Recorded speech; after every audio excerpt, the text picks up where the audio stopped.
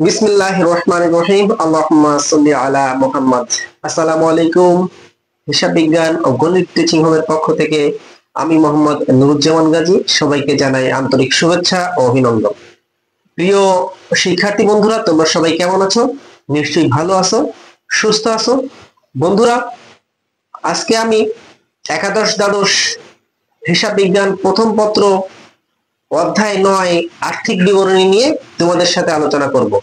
আর্থিক বিবরণীর অধ্যায়টি তোমাদের জন্য খুবই গুরুত্বপূর্ণ। এই অধ্যায় থেকে কোয়া বিভাগে বাধ্যতামূলক দুটি প্রশ্নের উত্তর তোমাদের অবশ্যই করতে হয়। আর এই অধ্যায়টিতে তোমাদের অনেকের অনেক বেশি সমস্যা রয়েছে। আশা করি তোমরা যদি আমার সাথে এই ক্লাসটি করো তাহলে অবশ্যই আর্থিক বিবরণী সম্পর্কে আজকে প্রাথমিক যে ধারণা সেটি তোমরা পেয়ে যাবা। আমি আজকে তোমাদেরকে প্রাথমিক যে ধারণা রয়েছে সেটি দেওয়ার চেষ্টা করব। আমার পরবর্তী ভিডিওটি পাওয়ার জন্য বন্ধুরা, যারা এখন আমার চ্যানেলটিকে সাবস্ক্রাইব করেনি তারা এখনই সাবস্ক্রাইব করে নাও।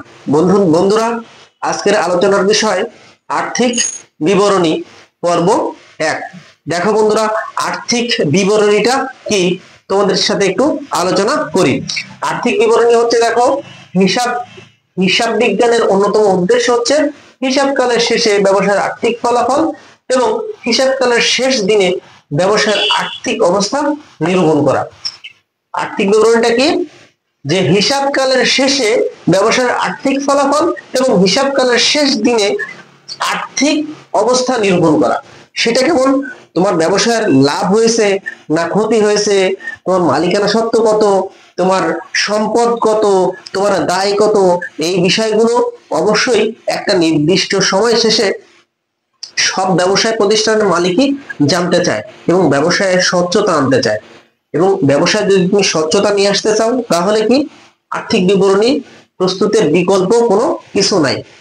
এই আর্থিক বিবরণী একটা নির্দিষ্ট সময়কাল শেষে যদি আমরা ফলাফল নিরূপণ করতে পারি এই আর্থিক বিবরণীর মাধ্যমে, তাহলে কিন্তু আমার ব্যবসার কত মোট লাভ হচ্ছে, মোট মুনাফা হচ্ছে, কত নিট লাভ হচ্ছে, নিট ক্ষতি হচ্ছে, আমার আর্থিক আমার মালিকানা সত্ত্ব কত, আমার মোট সম্পদ কত, আমার মোট দায় কত, আমি যদি স্পেসিফিক চাই যে আমার স্থায়ী সম্পত্তি কত, আমার চলতি সম্পত্তি কত, আমি যদি এভাবেও চাই যে আমার চলতি দায় কত, আমার দীর্ঘমেয়াদী দায় কত, তাহলে আমরা সঠিকভাবে শুধুমাত্র এই আর্থিক বিবরণীর মাধ্যমেই কিন্তু পেয়ে যেতে পারি।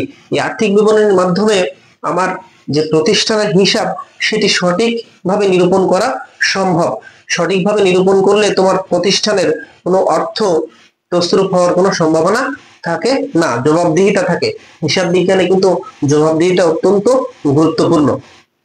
দেখো বন্ধুরা, এই আর্থিক বিবরণী তোমাদের জন্য খুবই গুরুত্বপূর্ণ। এখান থেকে অঙ্ক আসে এবং আসবে ইনশাআল্লাহ। তোমরা যদি ভালোভাবে প্রস্তুতি নিতে পারো দুটি অঙ্কই তোমরা এখান থেকে উত্তর করতে পারবে এবং 20টি নম্বর নিয়ে নিতে পারবে। তো দেখো বন্ধুরা, আর্থিক বিবরণীর অংশ কয়টি সেটি আমি তোমাদের সাথে একটু আলোচনা করি। আন্তর্জাতিক হিসাব মান 01 অর্থাৎ আইএএস একটা নম্বর আছে 01 অনুযায়ী আর্থিক বিবরণীর মূল অংশ 5টি। আর্থিক বিবরণীর মূল অংশ কয়টি? 5টি। কি কি? বিশদ আয় বিবরণী, মালিকানা সত্ত্ব, আর্থিক অবস্থার বিবরণী, নগদ প্রবাহ বিবরণী, আর একটা হচ্ছে আর্থিক বিবরণী প্রস্তুতে ব্যবহৃত প্রয়োজনীয় নোট ও হিসাব বিজ্ঞানের নীতিমালা প্রকাশ। দেখো, হিসাব বিজ্ঞানে কিন্তু কিছু বিষয় আছে যেগুলো যে নিয়ম কানুন অনুসরণ করতে হয়, অনুসরণ না করে তুমি কোনো কিছু করতে পারবে না। এখানেও এটারও একটা নিয়ম কানুন রয়েছে। এই নিয়ম কানুন মেনে তোমাকে একটা নোট প্রস্তুত করতে হবে। ঠিক আছে? তো বিশদ আয় বিবরণীটা কি? বিশদ আয় বিবরণীটা হচ্ছে কি, একটা নির্দিষ্ট সময়কাল শেষে ব্যবসা প্রতিষ্ঠানের কত টাকা নিট আয় বা নিট মুনাফা হচ্ছে সেটা নির্ণয় করার উদ্দেশ্য। সেটি হচ্ছে তোমার বিশদ আয় বিবরণী। বিশদ আয় বিবরণী কি? এক নির্দিষ্ট সময়কাল শেষে আয় থেকে ব্যয় বাদ দিয়ে যে ফলাফল নিরূপণ করা হয় সেটি হচ্ছে বিশদ আয় বিবরণী। দেখো বন্ধুরা, মালিকানা সত্ত্ব একটি নির্দিষ্ট সময়কাল শেষে ওই ব্যবসা প্রতিষ্ঠানের মালিকানা সত্ত্ব কত, অর্থাৎ প্রারম্ভিক মূলধন থেকে সমাপনী মূলধন বাদ দিয়ে যে বিষয়গুলো থাকতেছে, অর্থাৎ এখানে উত্তোলন আছে, এই বিষয়গুলো বাদ দিয়ে যে টাকাটা থাকতেছে সেটি কি মালিকানা সত্ত্ব। অর্থাৎ আমরা বলতে পারি কি একটি নির্দিষ্ট সময়কাল শেষে ব্যবসার মালিকানা সত্ত্ব নির্ণয় করার জন্য যে ছক বা বিবরণী প্রস্তুত করা হয় তাকে মালিকানা সত্ত্ব বলে। দেখো, আর্থিক অবস্থার বিবরণী। একটি নির্দিষ্ট সময়কাল শেষে একটা ব্যবসা প্রতিষ্ঠানের আর্থিক বিবরণী জানার জন্য যে ছক বা বিবরণী প্রস্তুত করা হয় সেটিকে বলা হয় আর্থিক বিবরণী। এই আর্থিক বিবরণীতে তোমার কি কি থাকে?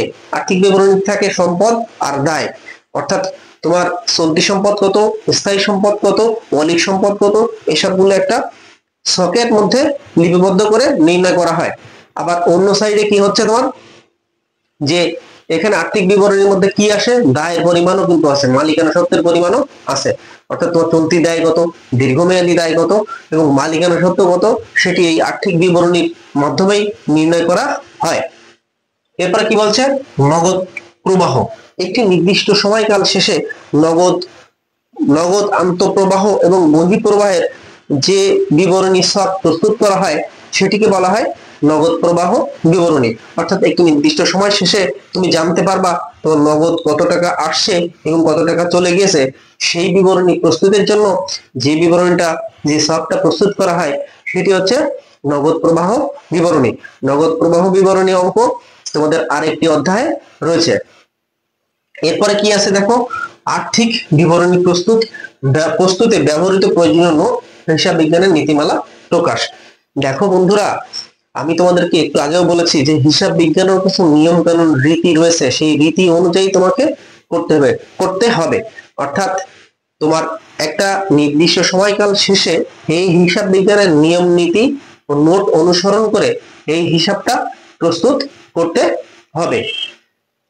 তো বন্ধুরা, এই ছিল তোমাদের আর্থিক বিবরণীর 5টি অংশ, যেটি আইএএস অনুযায়ী 5টি অংশ বা মূল অংশ হচ্ছে 5টি। সেটি কি কি আমি আরেকবার বলি, বিশদ বিবরণী, মালিকানা সত্ত্ব, আর্থিক অবস্থার বিবরণী, নগদ প্রবাহ বিবরণী আর আর্থিক বিবরণী প্রস্তুতে ব্যবহৃত প্রয়োজনীয় নোট ও হিসাব বিজ্ঞানের নীতিমালা প্রকাশকরণ।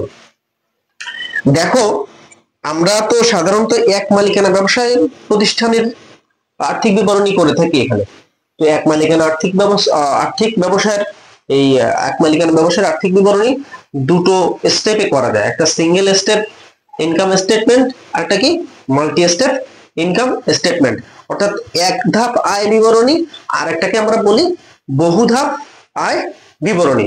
দেখো, এখানে আমি তোমাদের বোঝার জন্য একটু লিখে রাখছি যে এক মালিকানা ব্যবসা প্রতিষ্ঠানের ক্ষেত্রে আয় বিবরণী প্রস্তুতের জন্য দুই ধরনের ছক ব্যবহার করা হয়। একটা হচ্ছে এক ধাপ আয় বিবরণী, যেটাকে আমরা ইংরেজিতে বলি সিঙ্গেল স্টেপ ইনকাম স্টেটমেন্ট। 2 নম্বরে বহু ধাপ আয় বিবরণী, মাল্টি স্টেপ ইনকাম স্টেটমেন্ট।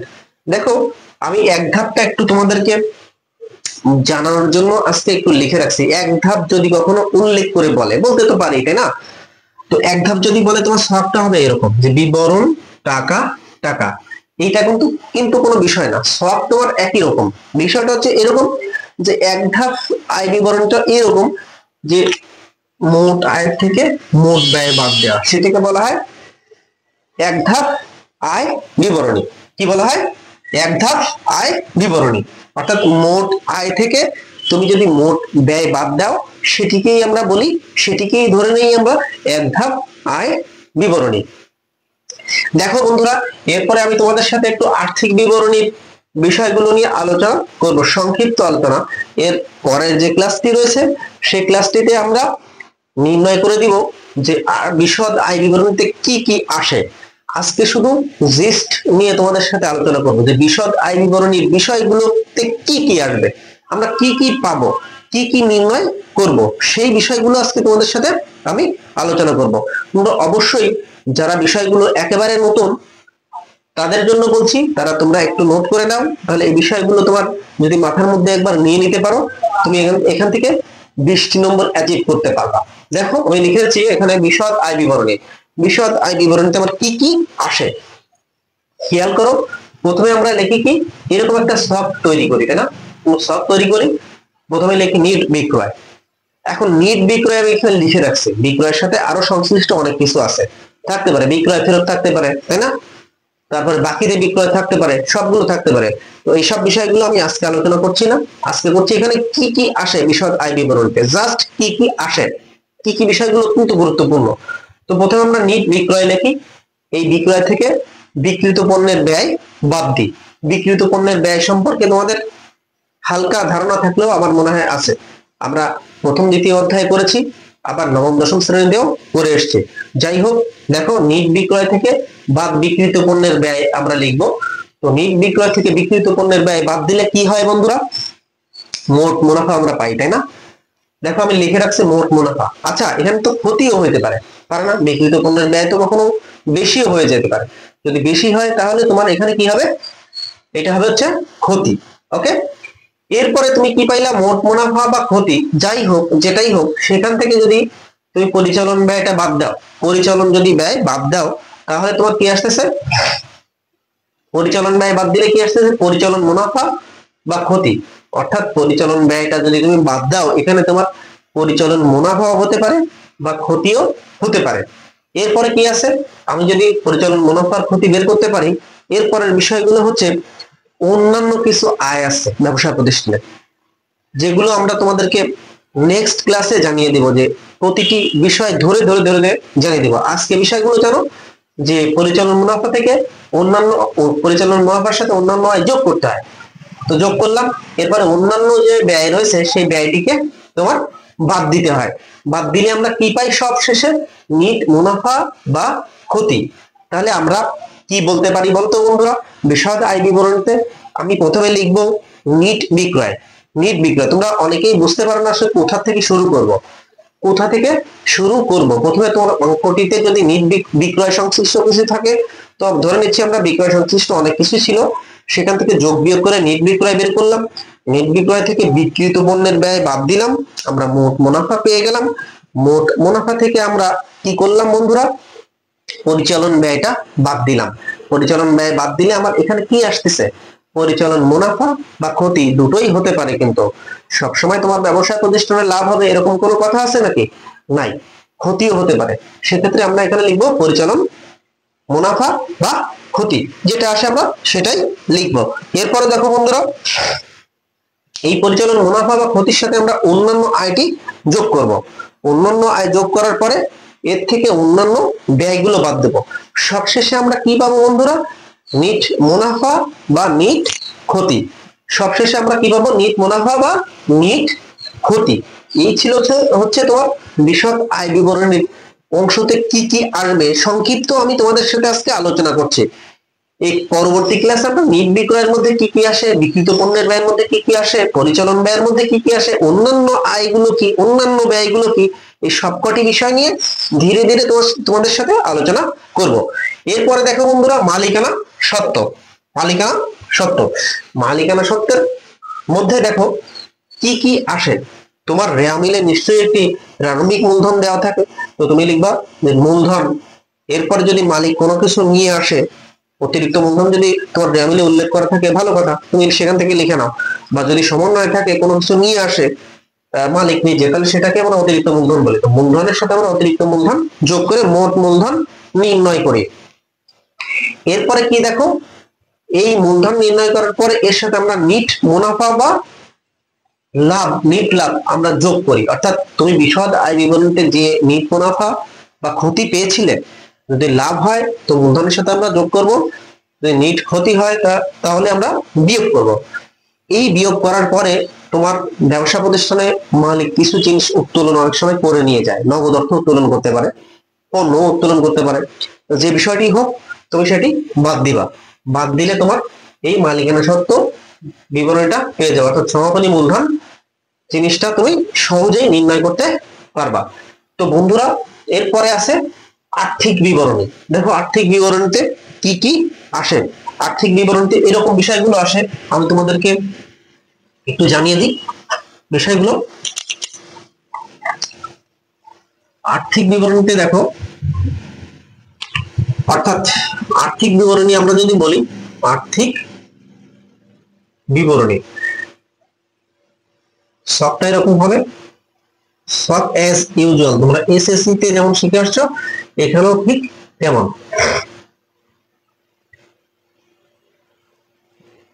বিবরণ টাকা টাকা। তুমি প্রথমে এখানে লিখে নিবা সম্পদ সমূহ, সম্পদ সমূহ। আমি শর্ট করে দেখাচ্ছি তোমাদেরকে আজকে।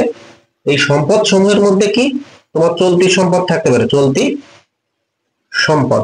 তুমি চলতি সম্পদ বলে লিখবা। এবার কি স্থায়ী সম্পদ তোমার থাকতে পারে, পারে না? স্থায়ী সম্পদ গুলো লিখবা বন্ধুরা। এবার কি দীর্ঘমেয়াদী সম্পদ তোমার থাকতে পারে প্রতিষ্ঠানে, দীর্ঘমেয়াদী, সরি স্থায়ী সম্পদ মানে তো দীর্ঘমেয়াদী, এটা একটাই। এরপরে আসতেছে কি অলিক সম্পদ। অলিক, ব্যবসা প্রতিষ্ঠানে কিছু অলিক সম্পদ আছে, সে অলিক সম্পদটা তুমি এখানে লিখে রাখবা। এই লেখার পরে তোমার কি আসবে এখানে,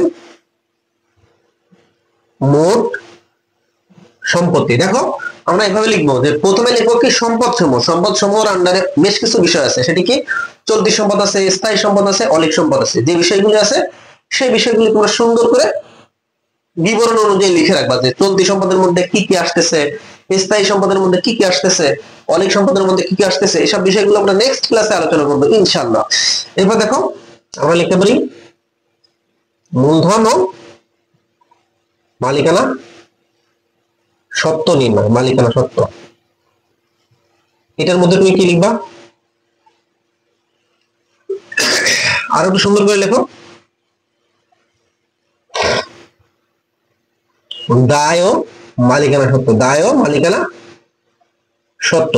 তুমি প্রথমে লিখলা কি দায় সমূহ, দায় সমূহের মধ্যে দায়ের মধ্যে লিখলা যে চলতি দায়, চলতি দায়। এর আন্ডারে কি কি আছে লেখো। এরপরে লেখো দীর্ঘমেয়াদী দায়, দীর্ঘমেয়াদী দায়, দীর্ঘমেয়াদী দায় কি কি আসে সেটি তুমি এখানে লিখে নিলাম। দেখো চলতি দায় আর দীর্ঘমেয়াদী দায় আমি এখানে লিখে নিলাম। এখানে যদি একটা একটা থাকে তাহলে আমরা শেষ ঘরে লিখবো, সব যদি একটা একটা থাকে তাহলে শেষ ঘরে লিখবো। আর যদি চলতি দায়ের মধ্যে অনেক কিছু থাকে এর মধ্যে লিখে এই ঘরে লিখবো, তারপর ওই ঘরে যাবো। এরপর দীর্ঘমেয়াদী দায় লিখলাম। সব শেষে মালিকানা সত্ত্ব কত, মালিকানা সত্ত্ব। আমি তোমাদেরকে একটু আগে এখানে দেখিয়ে দিয়েছি, এখানে একটা মালিকানা সত্ত্ব। এখানে তুমি কি লিখবা, মোট মালিকানা সত্ত্ব, মোট মালিকানা সত্ত্ব। মালিকানা সত্ত্ব তুমি এখান থেকে এই সব থেকে পেয়ে গিয়েছো মালিকানা সত্ত্ব কত সেটা এখানে লেখো। লেখার পরে দেখো তোমার মোট দায় ও মালিকানা সত্ত্ব পেয়ে যাবা।